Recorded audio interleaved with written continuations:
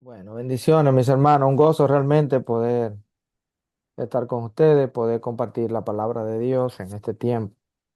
Y vamos a estar compartiendo del libro de los Salmos, algunos salmos que el Señor ha puesto en nuestro corazón.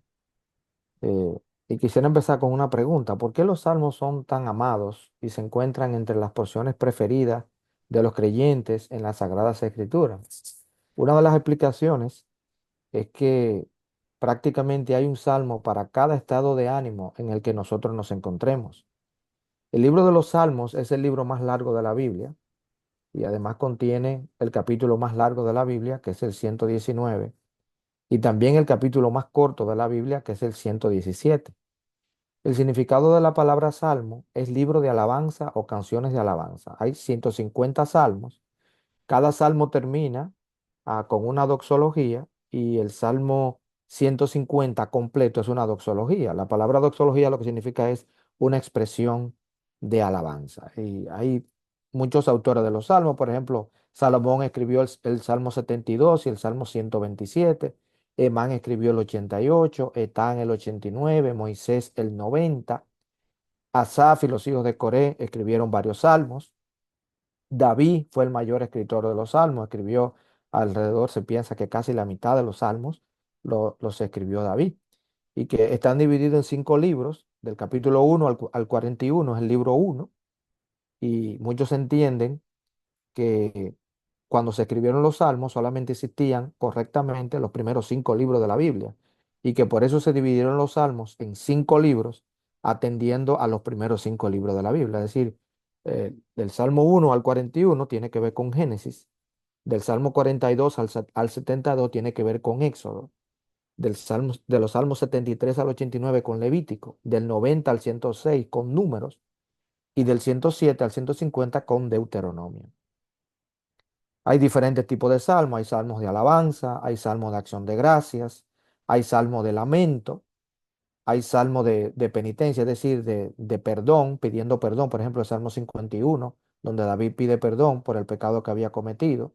Hay salmos de sabiduría, como el Salmo 1, por ejemplo, que es un salmo que nos exhorta a no vivir como necios, sino como sabios, y el sabio vive como tal porque medita en la palabra de Dios, la pone en práctica y por eso da fruto en su tiempo y su hoja no cae y todo lo que hace prosperará.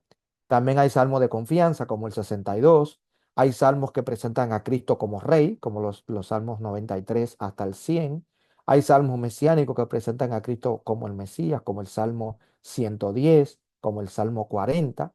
Hay salmos imprecatorios que son los que invocan maldiciones sobre los enemigos, pero lo que estos salmos hacen simplemente es que le piden a Dios que obre contra ellos. Es decir, no es el salmista de manera personal quien, quien toma la venganza, no. Él ora a Dios para que sea Dios el que tome la venganza, y de esa manera se corrobora con lo que dice la Biblia. Mí es la venganza, dice el Señor, yo pagaré, dice, dice el Señor. Los salmos fueron escritos para equipar y entrenar al pueblo de Dios para la adoración. Por eso dice el Salmo 105, por ejemplo, dad gracias al Señor, invocad su nombre. Los salmos también nos enseñan a orar. Vemos cómo ora los diferentes salmistas en diferentes situaciones, cuando está alegre, cuando está en prueba, cómo ora, y todo eso nos enseña a nosotros cómo orar cuando estamos en prueba, cuando estamos en aflicción, cuando estamos alegres. Y también obviamente los salmos, como todos los libros de la Biblia, nos motivan a la obediencia, a obedecer a nuestro Dios. Por eso, por ejemplo, dice el Salmo 119, oh cuánto amo yo tu ley, todo el día es ella mi meditación. Así que eso es una introducción rapidita de de lo que son los salmos. Yo quiero enfocarme en esta noche, con la ayuda del Señor, solo en el Salmo 16. Y cada martes, con la ayuda del Señor, vamos a estar estudiando un salmo diferente. Así que yo creo que vayamos al Salmo 16. El Salmo 16 eh, es un salmo que es interesante leerlo. Vamos a leerlo en un momento. El Salmo 16. Leemos la palabra de Dios. Es un salmo de David. Dice, guárdame, oh Dios, porque en ti he confiado. Oh alma mía, dijiste a Jehová, tú eres mi Señor. No hay para mí bien fuera de ti. Lo dejamos mientras tanto hasta ahí, aunque lo vamos a estudiar completo, pero vamos a dejarlo ahí un momentico. Vamos a orar para que Dios nos dirija en el estudio de su palabra. Buen Dios y Padre nuestro que estás en los cielos. Te alabamos y te bendecimos, te damos muchas gracias por este momento que nos permite estudiar tu palabra. Abre nuestro entendimiento, abre nuestro corazón y permítenos, Señor, poder entender tu palabra para vivir de acuerdo a ella, honrando y glorificando tu nombre. Te lo pedimos, Señor, y te lo agradecemos en el nombre de Cristo Jesús. Amén. Amén. El ser humano fue creado, el hombre, la mujer, fueron creados para ser felices. Eso es cierto. Lo que pasa es que los seres humanos buscan la felicidad fuera de Dios y ahí donde está el error. La felicidad depende de buscar a Dios. Dios todo lo creó para su gloria, incluyendo al hombre y a la mujer, para que tengamos una relación de amor con Él, de obediencia y de adoración. Entonces no hay que escoger entre vivir para la gloria de Dios y vivir para nuestra felicidad, porque nuestra felicidad se encuentra precisamente en vivir para la gloria de Dios. Así que el Salmo 16 que vamos a estudiar nos dice cuál debe ser la porción del creyente. Un creyente debe vivir feliz, de acuerdo a este Salmo 16. ¿Y por qué debe vivir feliz? Bueno, porque Dios es nuestra porción. Lo primero que presenta el Salmo 16 es el efecto de tener a Dios como nuestra porción. Cuando los cristianos tenemos a Dios como nuestra porción, quiero decir, lo tenemos, ¿verdad?, como nuestro Dios, como nuestro todo. Entonces, ¿cuál es el efecto que produce en la vida del cristiano el tener a Dios como la porción de su vida? El versículo 1 que leímos dice, guárdame, oh Dios, porque en ti he confiado. Oh alma mía, dijiste a Jehová, tú eres mi Señor, no hay para mí bien fuera de ti. Versículos 1 y 2. Si nos detenemos un momentito en esos dos versículos, nos vamos a dar cuenta que hay tres nombres que David usa para referirse a Dios. Y cada uno de ellos nos dice algo acerca de Dios y también nos dice algo acerca de David. El primero de esos nombres es Dios. Guárdame, oh Dios, porque en ti he confiado. Dios o la palabra Dios en este texto es la palabra Elohim. Es la palabra que mayormente aparece en el Antiguo Testamento para referirse a Dios. Por ejemplo, en el libro de Génesis, cuando Dios dijo, ah, hagamos al hombre a nuestra imagen, conforme a nuestra semejanza, él estaba usando la palabra ahí, Elohim, que es la palabra Dios en plural. Nosotros sabemos que en ese momento Dios dijo, hagamos. Nosotros lo sabemos por el resto de las escrituras que se estaba refiriendo a la Trinidad. Era el Dios Trino que estaba conversando en ese momento. Claro, en el libro de Génesis no lo entendemos así porque apenas está empezando la Biblia. Pero cuando vamos estudiando la Biblia y llegamos al Nuevo Testamento, descubrimos que nuestro Dios es un Dios en tres personas. Y por eso ese nombre, Elohim, habla de Dios en plural. Es decir, es un Dios en tres personas. Y cuando David dice, guárdame, oh Dios, porque en ti he confiado, está usando la palabra Elohim, que se refiere, que se usa para hablar del Dios Trino. La palabra del texto, entonces, nos habla de que Él es el fuerte y el poderoso. Ese es el significado de la palabra Elohim. Él es el fuerte, Él es el poderoso. Por eso David dice, guárdame, oh Dios, porque en ti he confiado. Nosotros confiamos en nuestro Dios porque Él es el fuerte y el poderoso. Presérvame porque tú eres el fuerte, es lo que le quiere decir, porque tú eres el poderoso. David veía a Dios como un refugio seguro en el que podía encontrar protección. El segundo nombre que usa David en el texto es Jehová. Oh alma mía, dijiste a Jehová. Jehová es el nombre propio de Dios en el Antiguo Testamento. Ese nombre señala a Dios como aquel que no depende de nada ni de nadie para ser quien Él es. Dios es el único que puede decir de sí mismo, yo soy el que soy. Así se le reveló a Moisés. Lo recordarán, hermano, en medio de la zarza, en Éxodo 3:14. Él le dijo a Moisés, yo soy el que soy. Los seres humanos hacemos planes diciendo, si Dios quiere, porque nosotros no sabemos. lo que va a pasar. Si, si estaremos vivos mañana, nosotros tenemos que decir si Dios quiere, porque nosotros no tenemos control de nada. Ahora, nuestro Dios no tiene que decir si Dios quiere. Todo lo que Jehová quiere lo hace, dice el Salmo 135, verso 6. Todo lo que Él quiere lo hace. Él es Jehová. Nada ni nadie puede afectar ni alterar sus planes, ni sus atributos, ni su carácter. Y el tercer nombre que aparece en el texto es Señor. Oh alma mía, dijiste a Jehová, tú eres mi Señor. Esa palabra que usa David es la palabra Adonai, que significa mi amo, mi dueño, mi suprema autoridad. Muchas personas quieren tener a Dios como su refugio. Hay mucha gente que le pide a Dios que lo guarde, que lo bendiga, y eso no está nada malo, siempre y cuando las personas se sometieran a Dios. El problema es que mucha gente quiere a Dios como Salvador, pero no lo quieren como Señor.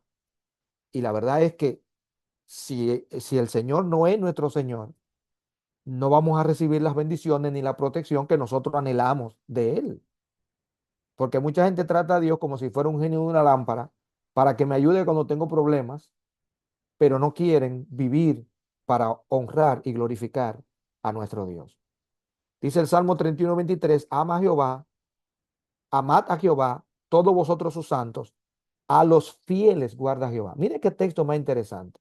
¿A quiénes guarda Dios? A todo el mundo. No, el texto dice a los fieles y paga abundantemente al que procede con soberbia. Y la idea ahí es, le paga de mala manera al soberbio, porque Dios no quiere nada con los soberbios. Dice el Salmo 37:28, porque Jehová ama la rectitud. Mire qué interesante, hermano. Jehová ama la rectitud y no desampara a sus santos. ¿A quiénes no desampara a Dios? A sus santos. Para siempre serán guardados. ¿Quiénes? Los santos. Mas la descendencia de los impíos será destruida. Así que mira cómo Dios dice, Dios guarda a sus santos, pero Dios castiga a los que le rechazan y viven de espaldas a Él. Dice el Salmo 16:2, no hay para mí bien fuera de ti. En otras palabras, David está diciendo, yo no encuentro felicidad en ninguna otra parte y en ninguna otra persona independiente de ti. Este pensamiento se parece al de Asaf, lo recuerdan en el Salmo 73:25, uno de los textos de mis textos favoritos en los Salmos, donde Asaf dice, ¿a quién tengo yo en los cielos sino a ti? Y fuera de ti, nada deseo en la tierra. No es deleitarse en lo que Dios nos puede dar. Claro, Dios nos puede dar muchas cosas y si no la da, gloria a Dios, no la vamos a rechazar. Pero es deleitarnos en Dios, tenga o no tenga, haya o no haya, porque Dios es nuestro bien supremo. Agustín de Hipona, que fue un siervo de Dios del pasado, luego que él se convirtió, él fue un hombre muy promiscuo cuando era un inconverso. Fue un hombre muy promiscuo, muy infiel, tuvo muchísimas mujeres.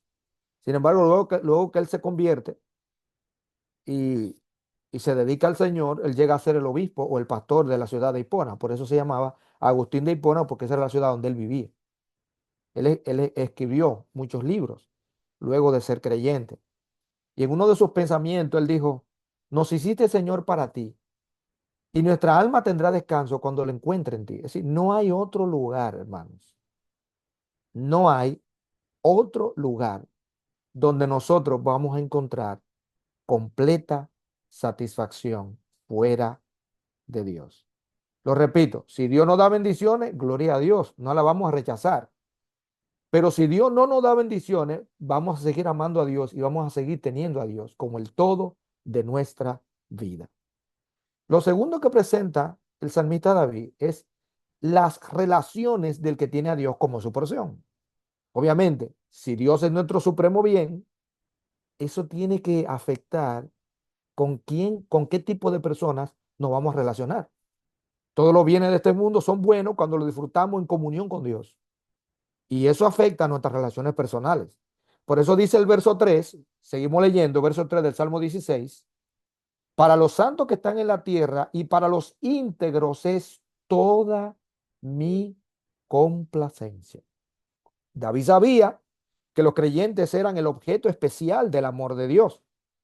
Por eso amaba lo que Dios amaba. Interesante. La obra de Dios en los creyentes volvía atractivo a los ojos de David a los creyentes. Es decir, David quería estar con los creyentes. Es interesante eso. Luego, más adelante, en el Salmo 119, algunos dicen que fue David que lo escribió, así lo creo yo, pero otros dicen que fue Esdras. No vamos a entrar en discusión. El asunto que el Salmo 119 fue inspirado por el Señor y sabemos que está ahí porque fue inspirado por el Señor, ya que haya sido escrito por David o por Esdras. Lo importante es que en el verso 63 del Salmo 19 dice, compañero soy yo de todos los que te temen y guardan tus mandamientos. Fíjense cómo el tener a Dios como nuestra porción afecta con quién yo me relaciono. Siempre he dicho esto, mis padres los seleccionó Dios, pero mis amigos los selecciono yo. Y así debería ser. Y debemos seleccionar a nuestros amigos bajo esta norma. Compañero soy yo de todos los que te temen y guardan tus mandamientos. ¿Qué pasa con los que escogen inconversos como, como amigos para deleitarse en ellos? Seguimos leyendo, versículo 4. Mire lo que dice ahí, versículo 4. Se multiplicarán los dolores de aquellos que sirven diligentes a otro Dios. No ofreceré yo sus libaciones de sangre, ni en mis labios tomaré sus nombres. El incrédulo aprovecha la primera oportunidad para ir en pos de sus ídolos, lo más lejos que pueda de Dios. Y recuerden, hermano, que los ídolos necesariamente no tienen que ser de barro, de una estatua.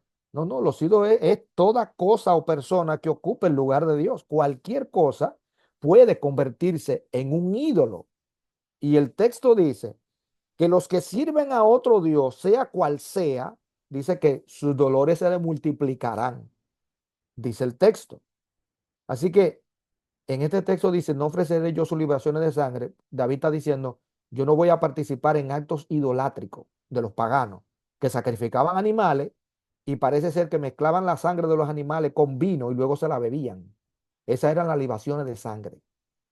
Y David tampoco dice, yo no voy a mencionar los nombres de los ídolos. Oiga esto, hermano.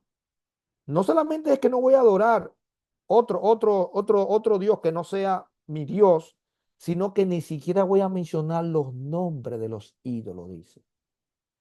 Ni en mis labios tomaré sus nombres. Dios había prohibido que los israelitas invocaran los nombres de otros dioses.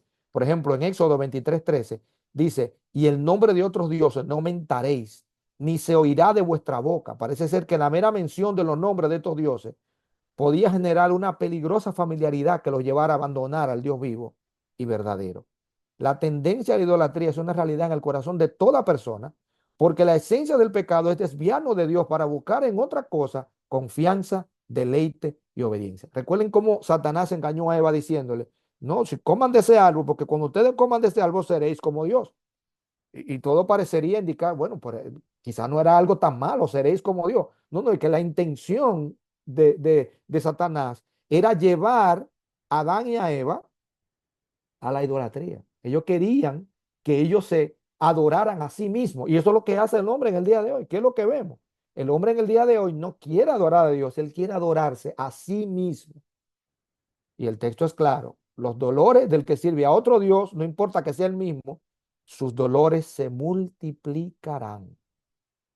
Primera de Juan 5, 20 y 21, que fue escrito a los creyentes, dice, pero sabemos que el Hijo de Dios ha venido, nos ha dado un entendimiento para conocer al que es verdadero, y estamos en el verdadero, en su Hijo Jesucristo. Este es el verdadero Dios y la vida eterna. Hijito guardado de los ídolos.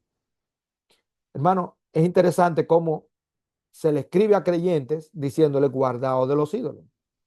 Dios nos ha dado muchas bendiciones. Él es nuestra porción. Nos deleitamos en Él. Qué bueno. Podemos disfrutar de todo lo que Él nos ha dado. Gloria a Dios. Pero nunca convierta lo que Dios te ha dado en un ídolo. Ese es el error. Disfruta de todas las bendiciones de Dios sin convertirla en un ídolo. Disfruta de todas las bendiciones que Dios te ha dado adorando a Dios. no poniendo tu confianza en ninguna cosa o persona aparte de nuestro Dios. Lo tercero que nos presenta el Salmo 16 son las bendiciones de tener a Dios como porción. El versículo 5 y verso 6 dice que Jehová es la porción de mi herencia y de mi copa. Tú sustenta mi suerte. Las cuerdas me cayeron en lugares deleitosos y es hermosa la heredad que me ha tocado. Cuando el pueblo de Israel conquistó la tierra de Canaán, a cada tribu se le dio por suerte un pedazo de tierra en el cual vivir, excepto a la tribu de Leví. Deuteronomio 19 dice, Leví no tuvo parte ni heredad con sus hermanos, Jehová es su heredad, como Jehová tu Dios le dijo. Y aunque David no era levita, que es el que está escribiendo el Salmo 16, recuérdenlo, sino que David era de la tribu de Judá. Sin embargo, él sabía que Dios había hecho un pacto con el pueblo de Israel. Y ahora David, como un hacendado que subía a lo alto de una montaña para contemplar la tierra que le tocó, dice que Jehová es la porción de su herencia y de su copa. Es decir, David está diciendo, yo no necesito nada más, Dios es suficiente para mí. Eso es lo que le está diciendo. La copa designa lo que le toca en la vida a cada persona, sea para bien o para mal. Por ejemplo, en el Salmo 11, verso 6, dice en la Biblia de las Américas, sobre los impíos hará llover carbones encendidos, fuego, azufre y viento abrasador será la porción de su copa. Ahí está, la porción que le ha tocado o que le tocará a los incrédulos que mueran en incredulidad será, dice, fuego, azufre y viento abrasador. Eso es lo que le espera. Esa es la porción. Esa es la porción de su copa. Pero la porción que le ha tocado a los creyentes por la misericordia de Dios es Dios mismo. Hoy hay muchos bienes de este mundo que solo disfrutan unos pocos. Y la mayoría del resto piensa que serían felices si solo le tocara una parte de los bienes que le tocó a esa minoría. Pero el mayor bien, hermano, está al alcance de todo el mundo, porque Dios no hace acepción de personas. Dice el verso 6, las cuerdas me cayeron en el lugar deleitoso y es hermosa la heredad que me ha tocado. David se ve a sí mismo, repito, como un levita y dice que cuando estaban dividiendo las tierras con cuerdas, porque así se dividían, las cuerdas de él le cayeron en lugares deleitosos, es decir, le tocó Dios. En otras palabras, es glorioso ser un hijo de Dios, es glorioso ser creyente. David sabía que su mayor bien no era el trono, David era rey en ese momento. Su mayor bien no eran los beneficios de ser rey, no, no, su mayor bien era Dios mismo. Ahora en los versículos 7 al 11, el salmista enumera algunas de las bendiciones de tener a Dios como porción. La primera es guía, dice el verso 7, bendeciré a Jehová que me aconseja. Aún en las noches me enseña mi conciencia. Obviamente, es una conciencia que está regulada y dirigida por la palabra de Dios. Porque una conciencia que no está dirigida por la palabra de Dios es una conciencia que nos pudiera llevar incluso a pecar, como sucedió, por ejemplo, en los tiempos del misionero Guillermo Carey, donde él sirvió en la India y él vio la práctica en la India de que cuando moría un esposo, tomaban a la viuda viva y la quemaban junto al cadáver del esposo. Y cuando Guillermo Carey trata de quitar esto y trata de hacer entender a estos nativos que están cometiendo un crimen, ellos dicen, no, es que nuestra conciencia no nos dice que así, que debemos hacerlo. Es decir, se acostumbraron a hacerlo así y ya ellos pensaban que eso era correcto, pero estaban cometiendo un crimen. Estaban asesinando a la viuda, la estaban asesinando junto con el esposo que acababa de morir. Entonces, por la gracia de Dios, él pudo, a través de la palabra de Dios, enseñarle que eso que estaban haciendo era asesinato. Y obviamente, por la gracia de Dios, Dios ayudó al misionero para que ellos corrigieran eso y no lo hicieran más. Entonces, si la conciencia no está guiada por la palabra de Dios, nos puede guiar mal, como guió mal a los hindúes cuando no conocían a Cristo. Así que qué bueno tener una conciencia dirigida por la palabra de Dios.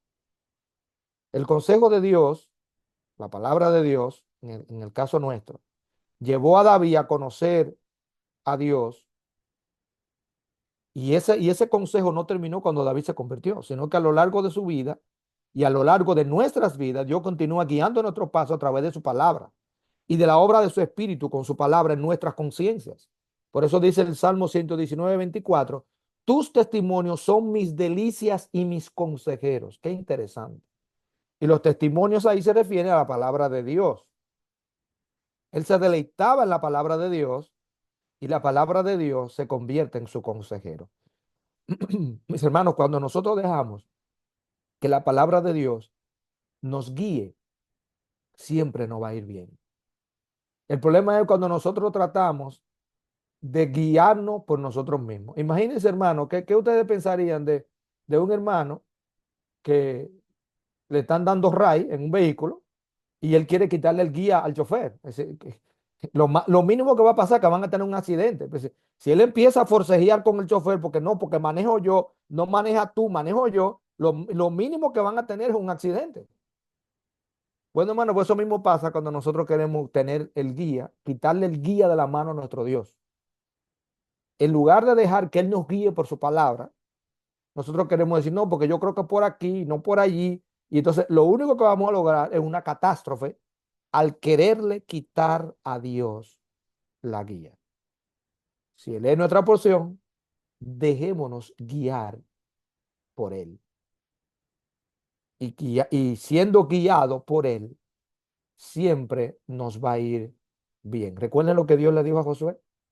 Nunca se apartará de tu boca este libro de la ley, Josué 1:8, sino que de día y de noche meditarás en él para que guardes y hagas conforme a todo lo que en él está escrito. En otras palabras, déjate guiar por la Biblia, porque entonces harás prosperar tu camino y todo te saldrá bien. Porque si nosotros nos dejamos guiar por la palabra de Dios, el resultado siempre será bendición hasta que sobreabunde. En segundo lugar está la estabilidad. Verso 8. A Jehová he puesto siempre delante de mí, porque está a mi diestra, no seré conmovido. No todas las personas tienen la conciencia, no todos los cristianos tienen la conciencia de que viven en la presencia de Dios, pero siempre estamos en la presencia de Dios. La diestra era el lugar de honor. A Jehová he puesto siempre delante de mí, porque está a mi diestra. La diestra era el lugar de honor, pero era también una posición de defensa y de protección. Por eso dice el Salmo 109:31, porque él se pondrá a la diestra del pobre. ¿Y para qué?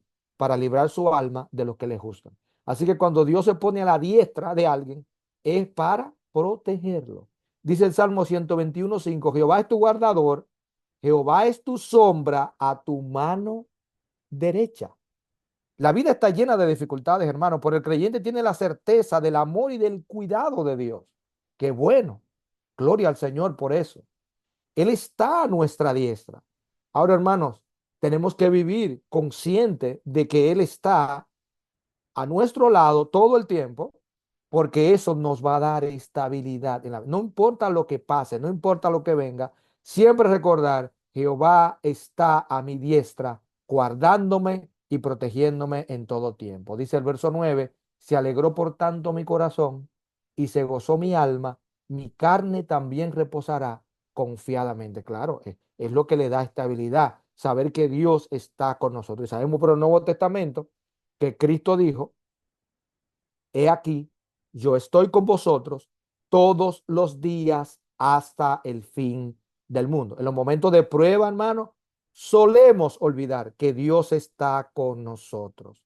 Solemos olvidar o solemos pensar que no me siento amado, no me siento cuidado, porque mira lo que me está pasando. No, hermanos, aún en prueba y en dificultades, el amor de Dios está perfeccionando nuestro carácter para cumplir su voluntad en nuestras vidas. Saber que Él siempre está con nosotros. Pase lo que pase, nos da estabilidad. Y lo tercero que nos da, según el salmista, es una esperanza gloriosa para el futuro. Verso 10.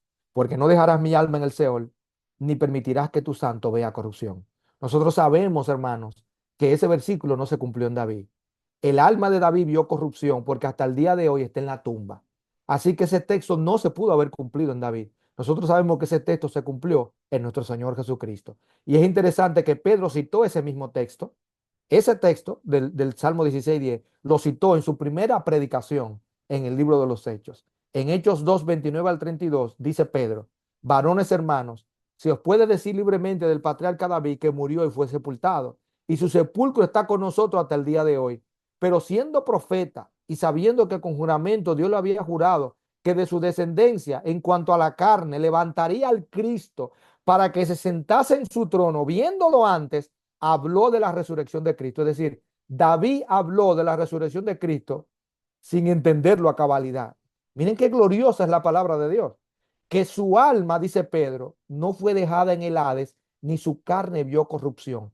A este Jesús, dice Pedro, resucitó Dios, de lo cual todos nosotros somos testigos. Oh hermano, Cristo murió, resucitó y de esa manera asegura nuestra propia resurrección. Romanos 8:11 dice, y si el espíritu de aquel que levantó de los muertos a Jesús mora en nosotros, y mora en nosotros, lo sabemos desde el momento de la conversión, el que levantó de los muertos entonces a Cristo Jesús, vivificará nuestros cuerpos mortales por su espíritu que mora en vosotros. Gloria a Dios. Es decir, el Espíritu Santo mora en ti y mora en mí. Somos creyentes. Bueno, ese mismo espíritu que mora en nosotros nos levantará el día de la resurrección, porque ese espíritu morando en nosotros nos dice que un día también resucitaremos como nuestro Señor Jesucristo resucitó. El destino de los creyentes está ligado al de Cristo. El vínculo es inseparable. Ahora somos uno con Cristo. Cristo se levantó de la tumba y nosotros también seremos levantados con él. ¿Recuerdan lo que Cristo le dijo a Marta y a María cuando fue a resucitar a Lázaro? Yo soy, Juan 11:25, la resurrección y la vida. El que cree en mí, aunque esté muerto, vivirá. Dice el verso 11 finalmente, me mostrarás la senda de la vida. En tu presencia hay plenitud de gozo, delicias a tu diestra para siempre. Hermano, piensa en esto. Si hoy podemos disfrutar de Dios en este mundo lleno de pecado y de aflicción, si hoy podemos disfrutar de Dios en este mundo lleno de pecado y de aflicción, de problemas y de 20,000 cosas, hermano, imagínense cuando nosotros entremos a la presencia de Dios, donde no habrá pecado, aflicción, no habrá tormenta, no habrá nada, nada que nos impida disfrutar de nuestro Dios. Si hoy disfrutamos de Dios a pesar de todos los problemas que hay, cuando entremos en el gozo de nuestro Señor, sin duda que será indescriptible. La Biblia habla de plenitud de gozo en el verso 11. No un gozo parcial, no, un gozo sin mezcla de tristeza y de dolor. El texto habla también, el verso 11, delicias a tu diestra para siempre, libre del pecado. Oiga esto, hermano, no solamente libre del pecado, libre de los ataques de Satanás. Eso es glorioso. ¿Usted se imagina vivir libre de los ataques de Satanás? Libre de las seducciones del mundo. ¿Usted se imagina vivir así? Y ya no habrá lucha contra el pecado. Ya esa lucha se terminó. ¿Usted se imagina eso, hermano? Nuestras mentes se quedan cortas para poder imaginarnos cómo será vivir sin el pecado, sin los ataques de Satanás, sin las seducciones del mundo, que son los tres enemigos principales. Nuestra carne pecaminosa, el enemigo de nuestras almas y el mundo con sus seducciones. Por eso dice el Salmo 36, verso 8 y 9, y con esto termino. Cuán preciosa, oh Dios, es tu misericordia. Por eso los hijos de los hombres se amparan bajo la sombra de tus alas. Serán completamente saciados de la grosura de tu casa, y tú los abrevarás del torrente de tus delicias. Porque contigo está el manantial de la vida. En tu luz veremos la luz. Hermano, no nos dejemos engañar. Fíjense lo que hay en la casa de Dios. Dice, seremos saciados con la grosura de tu casa. En la casa de nuestro Dios hay abundante bendición espiritual. Y tú los abrevarás, tú nos llenarás. No dice del chorrito, del cañito, no, del torrente de tus delicias. Porque en la presencia de Dios hay abundante bendición espiritual para nosotros. Cuando Él es nuestra porción, cuando Él es nuestro Dios, así como decía David, cuando nuestras relaciones personales nos deleitamos en aquellos que se deleitan en Dios y cuando nosotros buscamos en nuestro Dios guía a través de su palabra, estabilidad consciente de que Él está con nosotros y pase lo que pase, aunque no lo sintamos, sabemos que Él está con nosotros hasta el fin del mundo. Y la esperanza es ciertísima de que el día que nos toque partir, si el Señor no viene antes, porque si viene antes, nos vamos en el rapto, mejor todavía. Pero si el Señor no viene antes y nos toca a nosotros partir, la esperanza ciertísima de que no importa el tiempo que pasemos en la tumba, seremos resucitados cuando Cristo vuelva y los muertos en Cristo resuciten primero.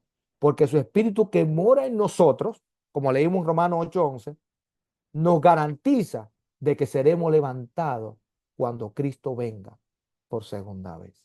Que el Señor nos bendiga, hermanos. Que el Señor nos consuele, nos fortalezca cada día con su palabra.